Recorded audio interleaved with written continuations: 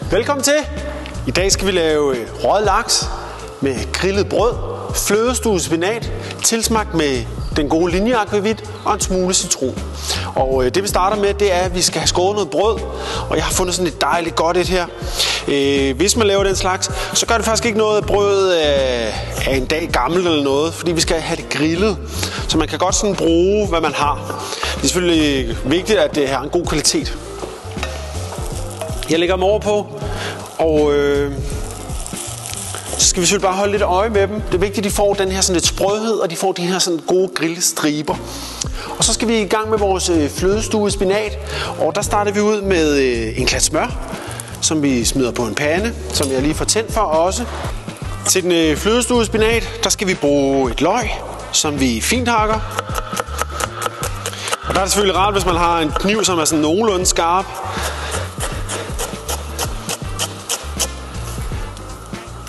Og det smider vi over i smøret. Og det er vigtigt, at det ikke får sådan en farve. Vi er ikke ude på at få sådan en brun kulør. Vi vil gerne have, at det bare er sådan en klare løg, der er friske. Og de står og hygger sig. Så i mellemtiden kigger vi lidt på brødet. Og prøv lige at se her. Helt lækkert og sprødt. Vi skal også have grillet en citron til. Og det, der sker, når man skal grille en citron, det er selvfølgelig, at man skal have den over på panden, men det, der faktisk sker ved citroner, når man griller dem, det er, at de får sådan en masse sødme ud, og det vil vi gerne have. Så du har både den der sådan syrlighed, men du har også en masse sødme fra citronen. Og de kan ligge her og hygge sig her i mellemrummene. Mens det står og snorer herovre, så kan vi skære laksen og rydde lidt op også. Vi skærer den sådan lidt på skrå. Man kan også få fiskehandleren til at skære laksen. Nogle gange er laksen skåret, når man køber den. Men få nogle flotte skiver. Og det er selvfølgelig altid vigtigt at købe en laks af en god kvalitet. Men lad bare kniven arbejde. Vi kan se, at vores løg så småt begynder at få en lille smule farve. Jeg tror, vi skal have skruet en lille smule ned. Og så kommer vi lige en lille klat smør mere på.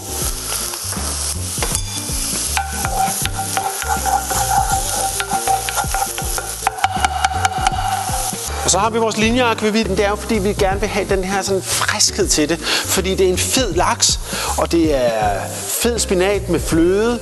Og det der med, at den går ind og giver den der sådan skarphed til retten, og den friskhed. Og lige tager den der sådan toppen af feden. Så vi kommer lidt på.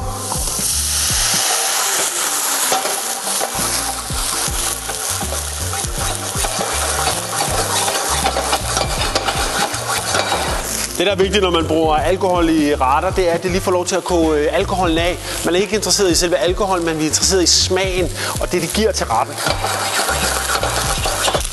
Mens den lige står og koger af, så tager vi vores brødstykker af. Fordi det er godt nok, må de blive ristet, men de skal ikke blive brændt. Vi kan også lige se på vores citron en gang. Prøv at se, det er super lækre. Dem tager vi også af nu. Så skal vi have noget spinat på vores stuvning.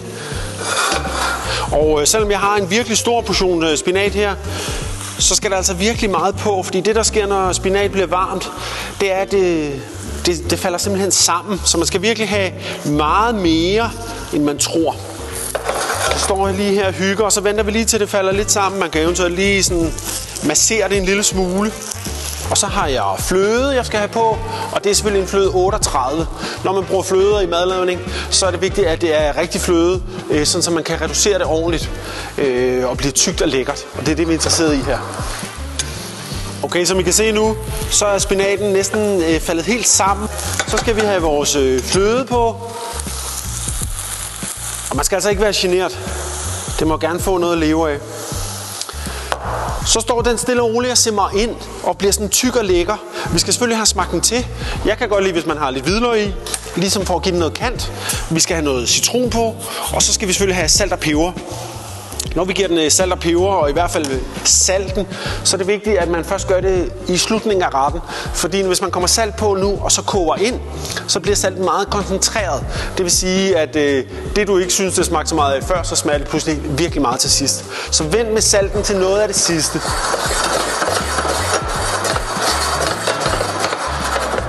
Mens den står stille og roligt og koger ind og tykner, så kan vi begynde at anrette vores vores laksemad herovre. Jeg har det dejlige grillet brød, og så har vi de dejlige skiver røget laks. Og jeg synes ikke, man skal være generet med det. Det smager fantastisk.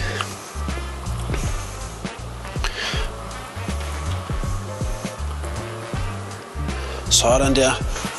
Vi har vores grillede citron, som jeg lige kan skære. Nu skar jeg den i over før, så kan man lige lave et lille snit her, så passer den med, at den lige kan stå.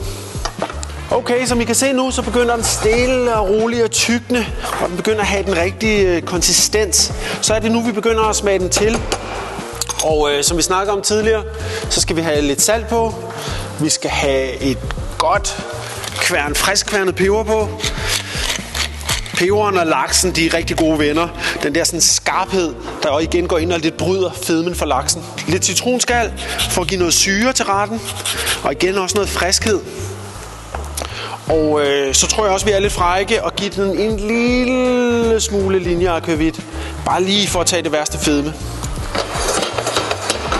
Så skal I bare se, sådan ved at koge dejligt tyk og lækker.